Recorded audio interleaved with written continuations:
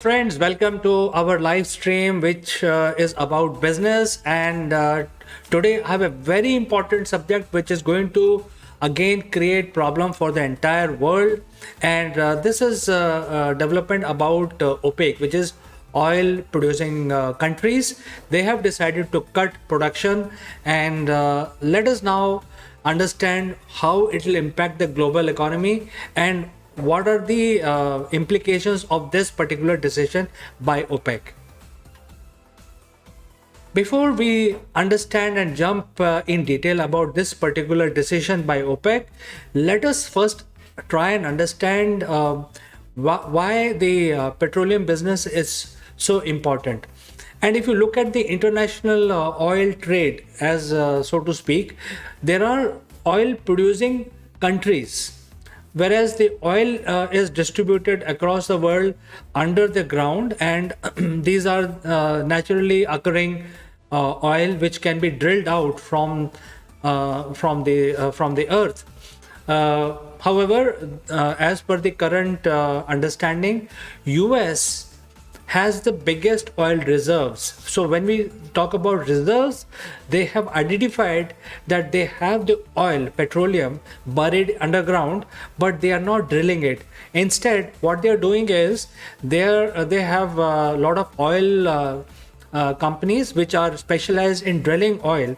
So these companies are American companies. In fact, almost all the companies which are drilling and producing oil for other countries are American companies. So I think that is one fact we all need to understand as a basic if we want to understand the oil trade.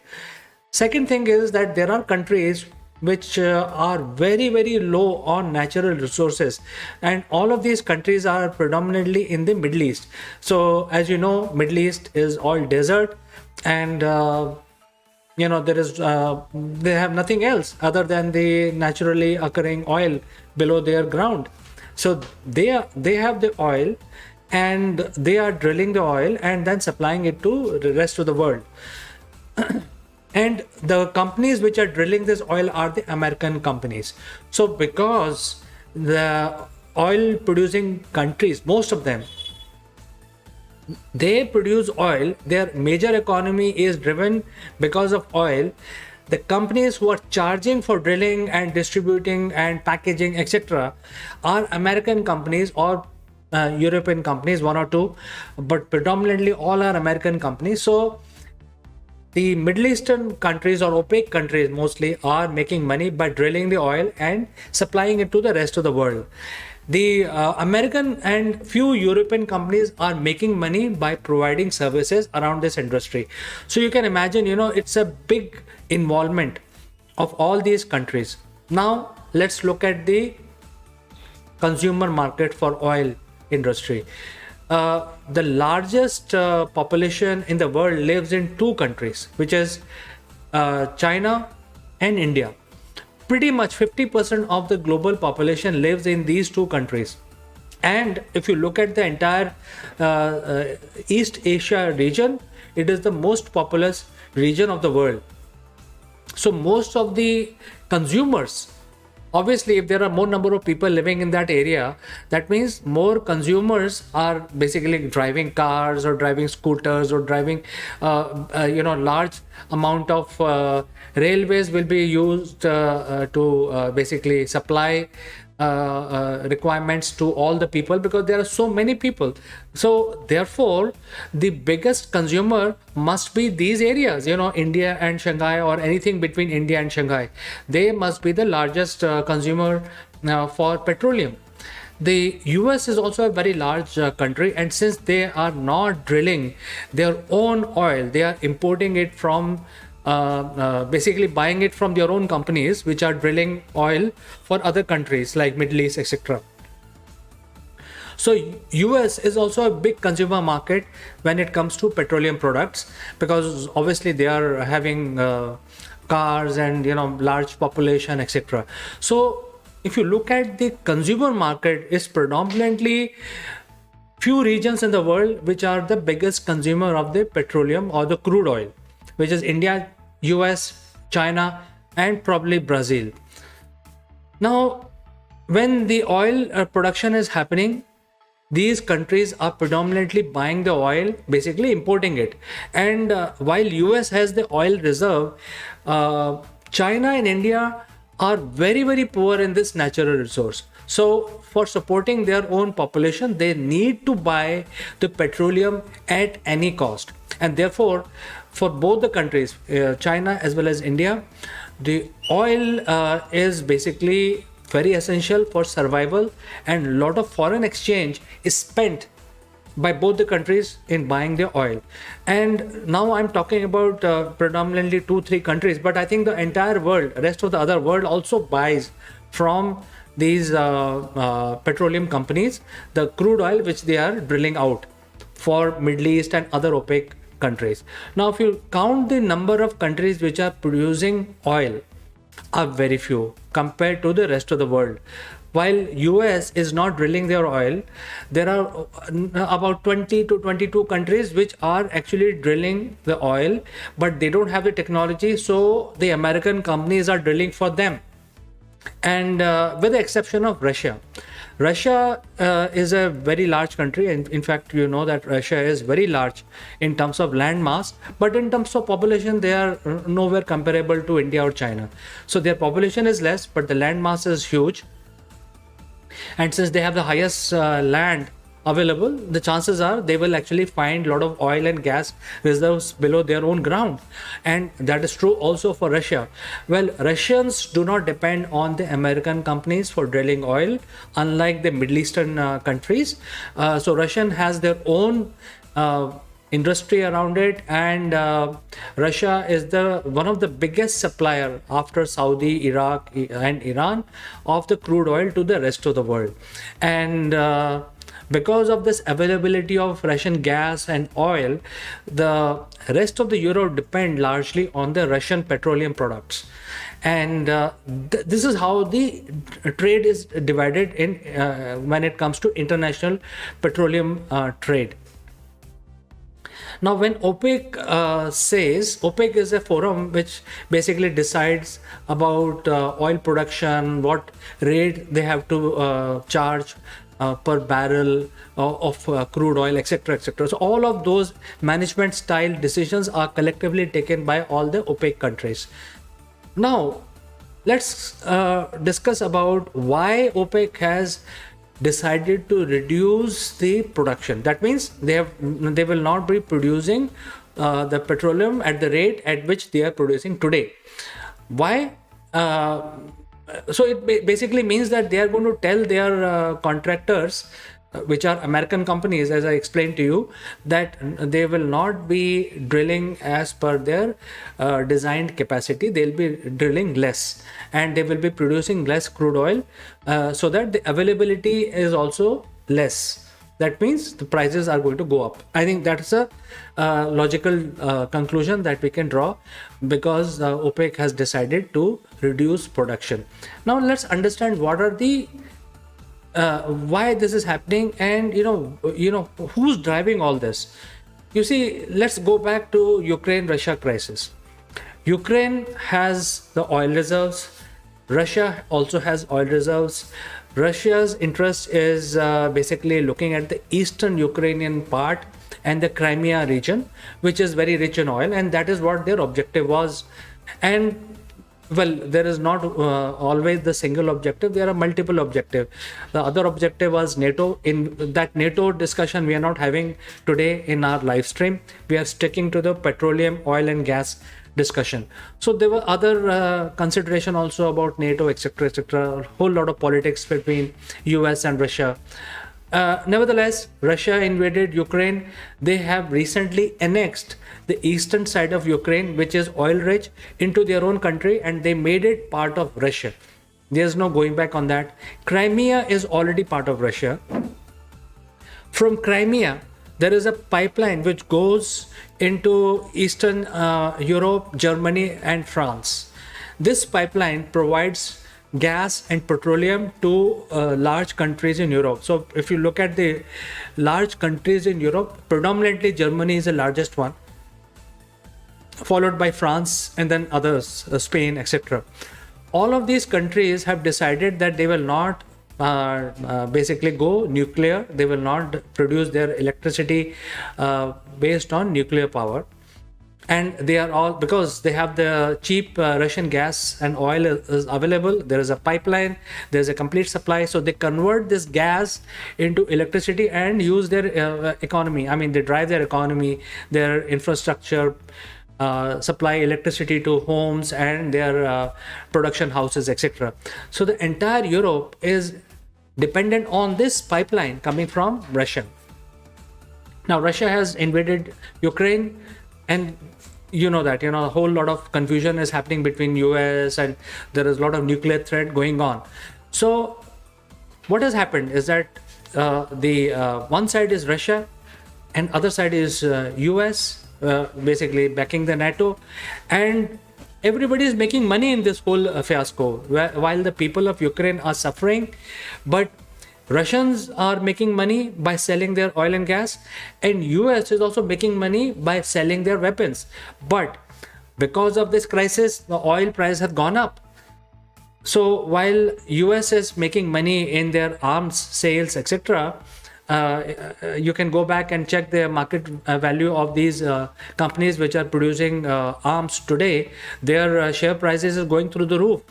While this is happening, the administration of United States is still answerable to their people, because it's a democratic country, and none of the people in that country, that is in USA, want to pay extra for filling their cars with gas when it is so cheap there, and they are sitting on a world largest oil and gas reserves. So why the price has to go up for the citizens of US? Because of this crazy war which is going somewhere else. So in order to control this inflation that war has created, Biden administration is very smart in planning things. What they did, one side they're making money by selling arms, and this money is coming from their own exchequer, because nothing comes free in this world.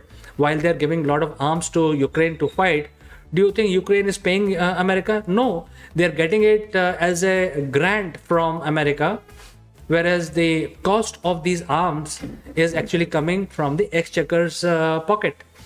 Well, that is the scam that American people must see and raise their voice.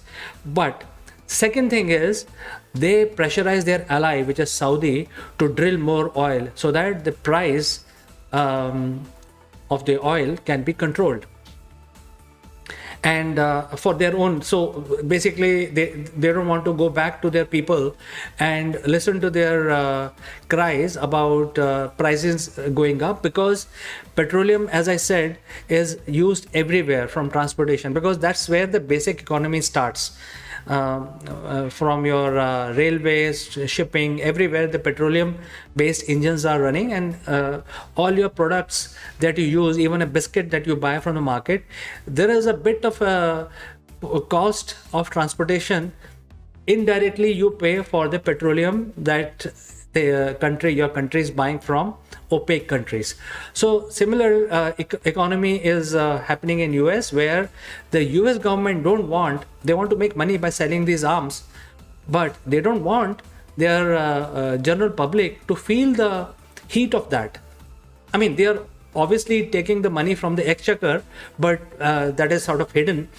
But when a normal general person goes to the gas station, he actually pays the actual money to the petrol station, to the gas station, for filling his car or his two-wheeler. And the American government don't want that. So that is why they pressurize Saudi to increase production to counter the price rise created by the Russian-Ukraine crisis. And Russia is making a lot of money, because the entire Europe is dependent on Russian gas and oil, and whatever sanctions they will put, they will have to buy the Russian gas. And now Russians can increase, they can start switching the knob up, increase the value, and whatever sanctions you put on Russia will not have any impact, because Russian has, as I said in the beginning, has only two commodities to sell. One is their arms, and second is their oil and gas. So you can imagine, whatever sanctions you're putting on Russia is all for the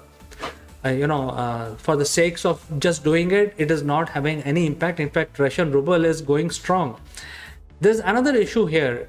Last time when Russia broke up, the USSR broke up into multiple pieces, the same game was being played, and that time the Communist Party and the rulers did not understand the economy or what was going on.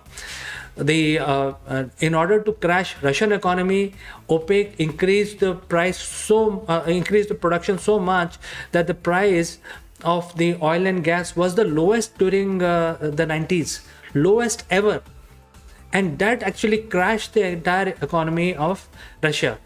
So basically what is going on in Ukraine and Russia is basically a oil war once again, and this is why OPEC is coming under pressure from Russia. They have decided that they will cut production so that the maintenance of the price of crude oil remains at a higher level. So if there is more production, price will come down. If there's less production, the price will be higher, and then countries who are dependent on oil economy will make a lot of money. That is a simple logic, oversimplified. There may be other parameters also, but we are not discussing in this live stream. Now let's look at why oil economy will create such an impact. Because of the total world trade. If you take the GDP of the globe today, 58.8% is coming from oil business. Your wheat, your cars, your ships, your aircraft, your armaments, your consumer market, all that is far, far below than just one commodity, and that is oil and gas. 58.8%. So you can imagine this oil war is real.